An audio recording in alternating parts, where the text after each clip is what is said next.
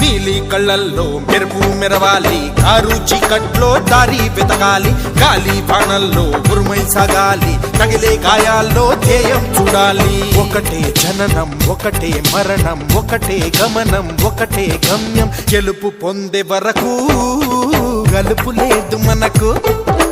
బ్రతుకు అంటే గెలుపు, గెలుపు కొరకే బ్రతుకు.